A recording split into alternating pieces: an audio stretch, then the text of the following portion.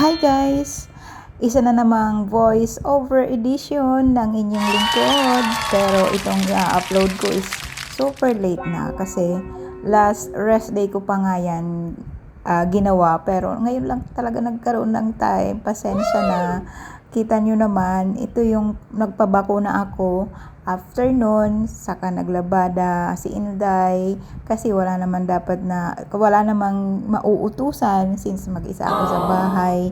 So, akin lahat from labada, luto, linis ng bahay. Pero mas prefer ko kasi yung mag-isa. May peace of mind ako. Mas gusto ko yung ganito, yung mag-isa lang talaga, walang magulo, tahimik. Pag gustong matulog ng maaga, magagawa ko, walang maingay.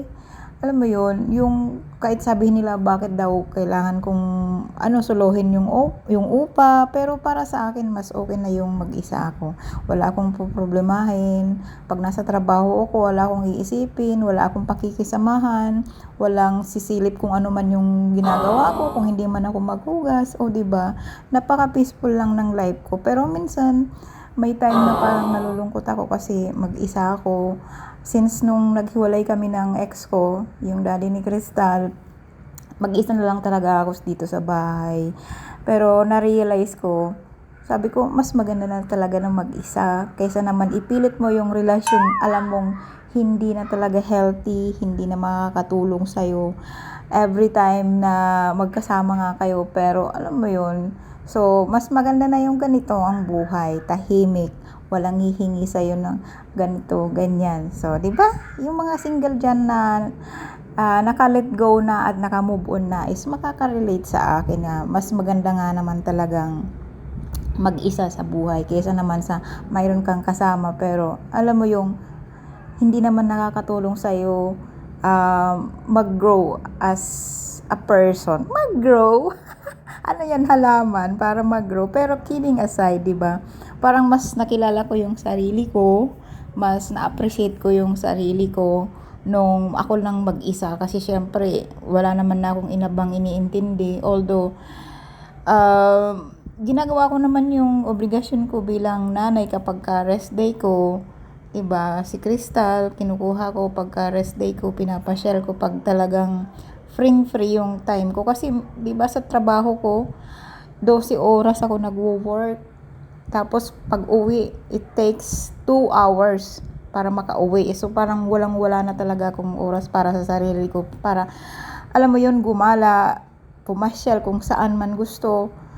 Minsan, gusto ko na lang matulog kasi parang tulog is life na sa akin eh. Unlike noon, kahit gumala ako, walang tulog, carry lang pumasok. Pero ngayon na nagkaedad na talaga ako, iba na yung, alam mo yung, iba na yung pananaw ko sa buhay, iba na yung mga priorities ko, 'di ba? Mapuno lang yung cabinet ko ng groceries, yung rep ko may laman, ay solved na talaga, 'di ba? Kayo rin ba ganun din? So, mawala lang yung mga labahin ko, o 'di ba? Kita nyo, walang laman. Yan. Pero pag sumahod naman ako, make sure na lalagyan ko yan ng laman yung cabinet ko kasi ayaw ko nang pag maglalaba ako, wala akong makukuhang sabon. Kailangan ko pang bumaba para bumili. Ayaw ko nang ganun na. Pag nakapag-rest day ako, gusto ko na sa loob lang ako ng bahay. Wala akong masyadong gagawin kundi yung house chores like maglinis. Ayaw ko yung lalabas-labas nang wala namang dahilan.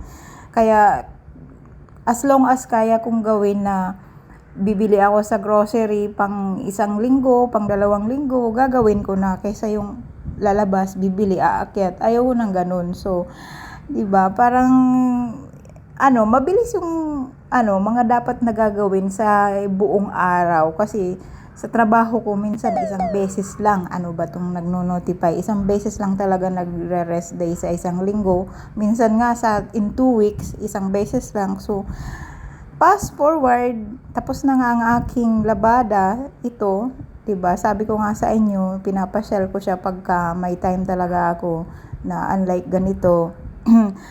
Pinapasyal ko siya para makabawi naman ako, 'di ba? Hindi puro trabaho, baka isipin itong batang ito.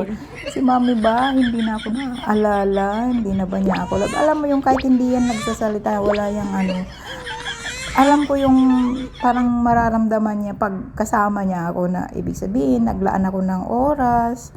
After nga namin pumasyal sa Santa Lucia, naggrocery naman kami sa Robinson, kung saan malapit lang yung Robinson sa bahay namin, para pag bibit-bitin ko hindi na mabigat. Kasi kung sa Santa Lucia pa nga ako, eh di hassle, magbibit-bit pa ako, may crystal pa ako, di ba? Ang bigat naman nun. Tapos itong batang to, marunong mo nang magturo. Unlike before, ako yung nagde-decide sa kanya kung ano yung bibilhin para sa kanya. Pero ngayon, marunong na magturo. So, di ba? Ang bilis talaga ng panahon. Dati, ang bulilit lang, yung hindi mo mapapansin. Yung dating karga-karga mo lang, ngayon mabilis nang tumakbo, marunong nang magturo kung ano yung gusto niyang bilhin para sa sarili niya. 'Di ba? Nakakatuwa lang talaga.